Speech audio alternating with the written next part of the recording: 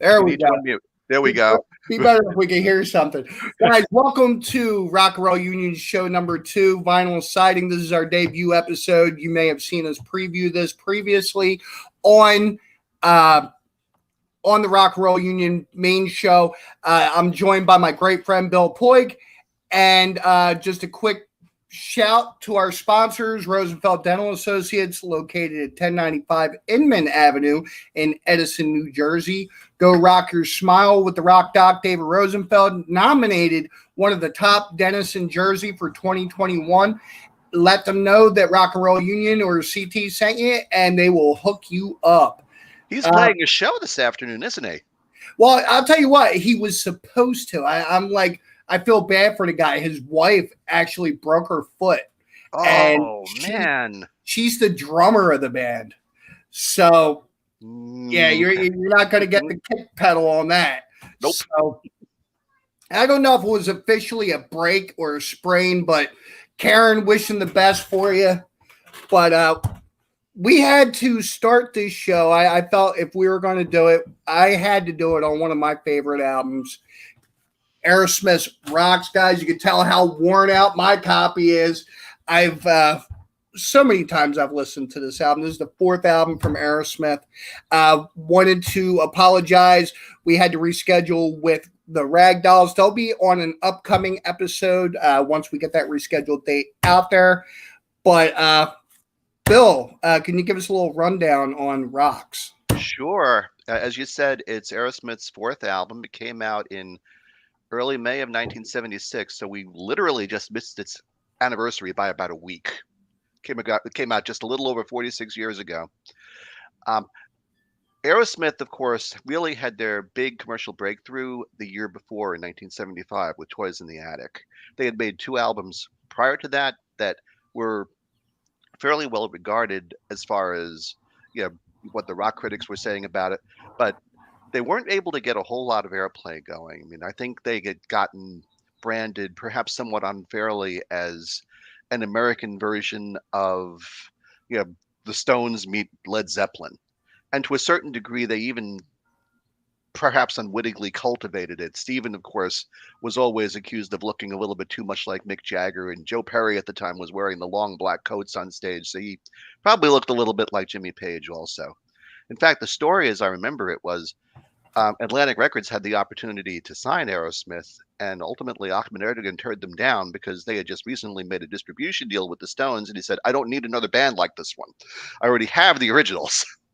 So that was sort of the attitude. And again, it really wasn't fair, but that's the attitude. And it's a shame because early Aerosmith was and is really classic stuff. I mean, you got some wonderful stuff on those first 2 albums, but I digress.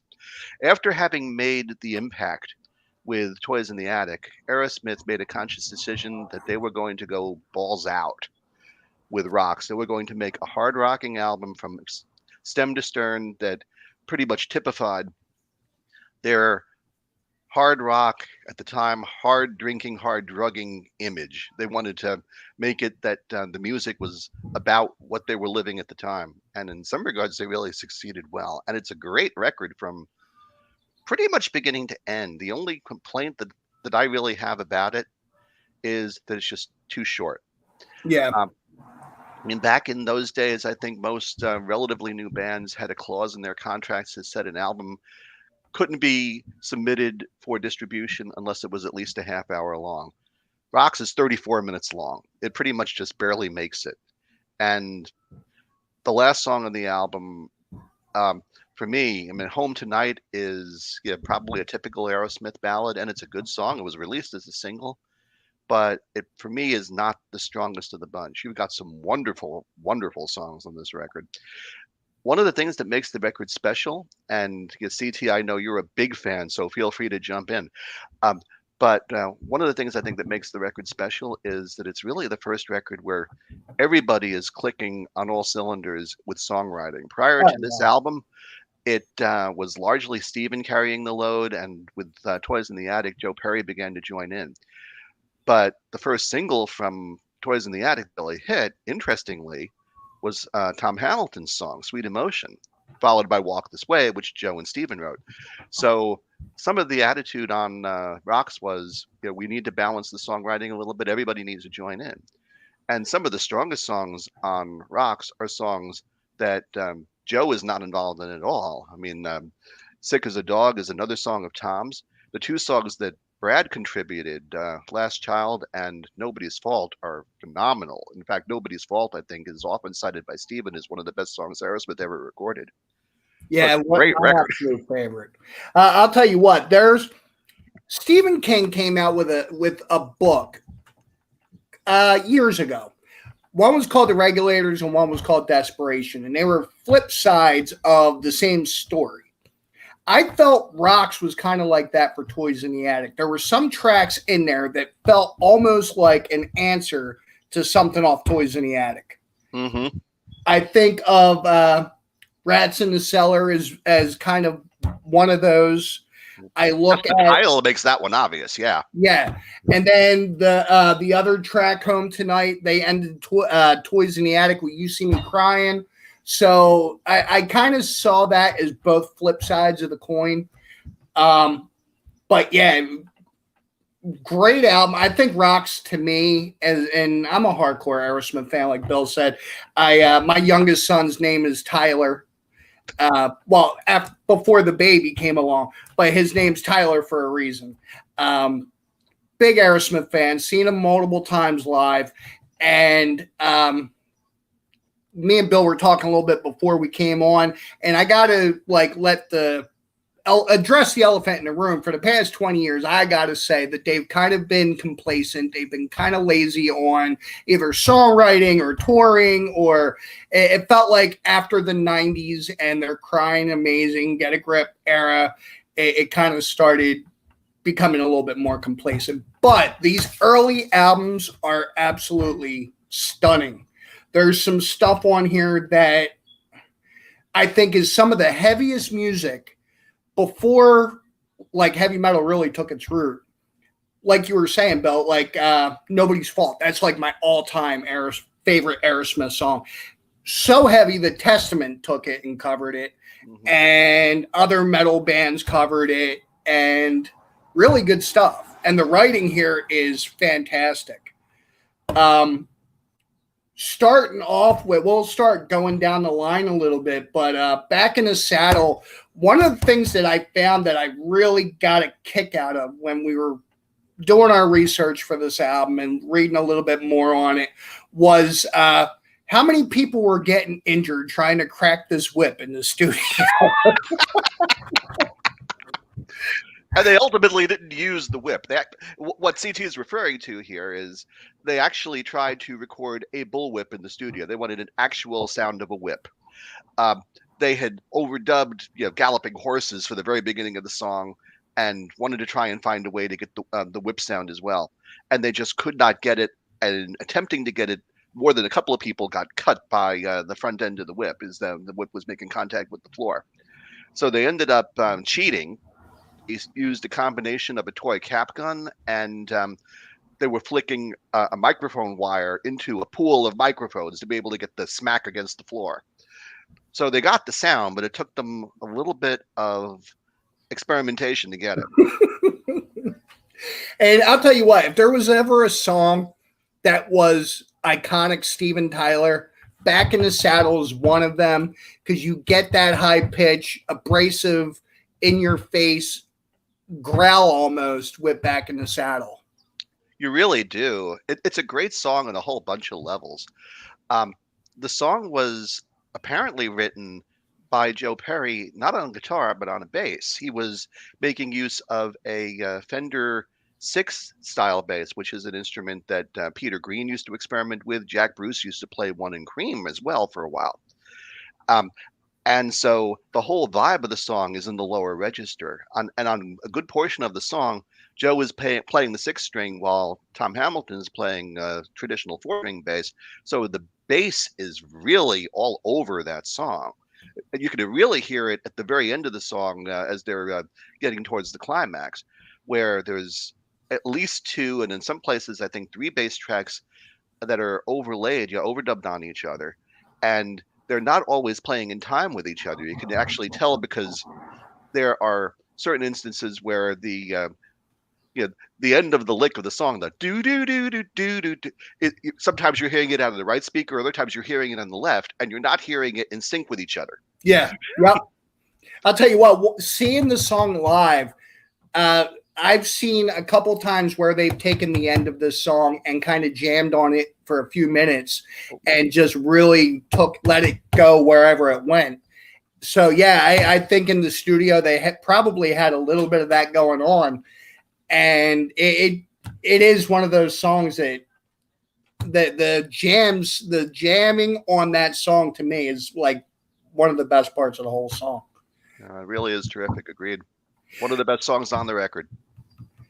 And then they go from that, which is like in your face, to their funky kind of blues with Last Child. And Last Child, man, like it was just recently covered by Dirty Honey, and I think Dirty Honey did a very good job with this song. But Last Child, it's credited to Tyler and Whitford. So Brad having a lot of writing credit on this one. Yep. Now he wrote this one, as you said, and also was the primary author on Nobody's Fault as well. And this song is very funk oriented. It's something that I don't think Aerosmith really had tried before to explore that vein, but they do it beautifully. And the overdubs vocals at the front end of the song just grab you and squeeze. I mean, it's just an amazing hook to draw you into the song at the start. Yeah, and it's very simple. It's not a complex song, but it's a fun song. I think it's brilliant in its non-complexity. Well, it definitely is brilliant in its simplicity, and it doesn't waste a whole lot of time. The guitar solo was relatively short. The song is over in a shade over 3 minutes, but it's a great one. And then Rats in the Cellar, like we were saying in the beginning, Rats in the Cellar, I felt was, like we said, it's the flip side of Toys in the Attic. And reading into some of the background of the song, that it was kind of intentional. Yep, absolutely so on Steven's part, I think. It's a great riff that Joe was pulling at here. It's one that is just like a freight train and goes from one end of the song to the other that way. I mean, you were talking about the simplicity of Last Child. To a certain degree, that's a hallmark of this song too. It's not terribly complex to play, but at the same time, it's just infectious. It's got a great hook to it. The end of Rats in the Cellar, maybe it's me, but with the way that it goes on musically, it very reminiscent to me of like Train Kept a Rolling. It's Yes. got that build in it that you're just waiting for that peak to hit, but it feels a lot like Train Kept a Rolling. Yeah, I hadn't never really thought about that before. But you make a really good point. It's got a lot of that same feel. And then the last song already on side one is Combination, and me and Bill were talking a little bit before we came on air about Combination. And Bill, you have the line down. I forget the one fashion designer they include in that line. Well, they actually include two. It's one of the lines from the end of the song where Joe is singing, walking on Gucci wearing Yves Saint Laurent. Can't keep it on because I'm so goddamn gone. And it's a combination being, and I didn't really know this, and I'm a big Aerosmith fan up into starting to research this a little bit, was the combination was drinking, drugs, and touring. And this is the first song that Joe kind of sings, even though Steven's lyrics are way over the top on this one. Well, it's not Steven's lyrics. Joe wrote this song completely. I mean, not the lyrics, the vocals. You can hear Steven's vocals almost overshadow Joe again, even though Joe takes main vocals on this. You can hear Steven's background kind of like empowering the song. You really do, and I don't know if that's intentional. It might have been on the part of the producer, Jack Douglas, to do that. But I find it really interesting. I was listening to the song for the first time in a while as we were preparing for the show. And one thing that struck me was that the vocals are mixed quite a bit lower than the guitars on either channel too. I mean, so I think that accentuates a little bit more, that the harmony vocal is, you know, a bit higher than you might normally expect. One thing that's interesting to me about it, and it goes to the comparison again of Aerosmith versus Led Zeppelin and the influences there. Um, about 5 or 6 weeks before Rocks was released in 1976, Led Zeppelin came out with their album Presence. There's a song on Presence on side one called For Your Life, which is structured rather similarly to Combination. I don't think there's any real connection between the two. I'm sure it's just a pure coincidence. But For Your Life, if you listen to the lyrics of that, it's another song about living hard, drugs, death, just bad times in one's life. And it's also a song that is totally dominated by the guitar, where Robert Plant's vocals are really mixed very, very low. It's a very similar vibe to the two songs. And again, I don't think they had any communication about it, had any plan to do it that way, but it's kind of a strange coincidence that it happened. And this was, I mean, Rocks was at the height of the Toxic Twins, being Tyler and Perry. This was at the way before Motley Crue tried to say they were like the number one with Indulgence. You had Aerosmith really plowing the field for that. Yes, you did. And they were involved in some crazy stuff back then, and it's just amazing to me what they were able to do while on that Combination, if you want to put it that way. Well, some of this album that was made in an interesting way, perhaps because of the Combination, if you will, and them wanting to control their own environment. The vast majority of the album was recorded at their studio in Boston, the Warehouse. It was done with the Record Plant mobile truck. And it was done to basically allow them to live their lifestyle as they were living it without interruption. When they felt like recording, to just go into their studio, their environment, and just crank it out. And I think either 7 or 8 of the songs in the album had their basic tracks recorded up there as a result. And it was shortly after this album, came Draw the Line, and then Night in the Ruts, which to me is one of probably the weakest Aerosmith albums out there, even though it has some highlights to it. So this was like the pinnacle for them, as far as I'm concerned, before everything started falling to shit. Like before everything started going off the rails hardcore, this was like the pivotal moment for them. I think that it really was. I'm totally in agreement with you. And one of the things that is odd about it, in a way, at least to me, because at the time that this album came out, I was more of a casual Aerosmith fan. I knew them mostly from radio. And this ended up being the first album I purchased probably about a year or so after it came out. And I'll tell the story now. You've been kind enough not to expose me. I became exposed to this album riding around in my buddy's Mustang Mach 1. It was the first night that I ever got stoned. And Stan was very much into this album, and he played this album on 8-track. That's how long ago this was. It was on an 8-track cartridge. I think we played it about 4 or 5 times in a row that night. So the better songs on this album, Sick as a Dog, Back in Battle, I mean, they are imprinted up here. It's not a bad album for the first time being stoned, man. I'll tell you that.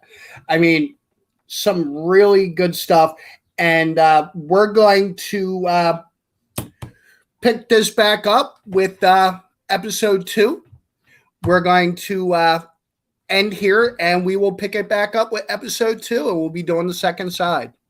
So until next episode, don't just leave it better. See you soon. Catch you guys later.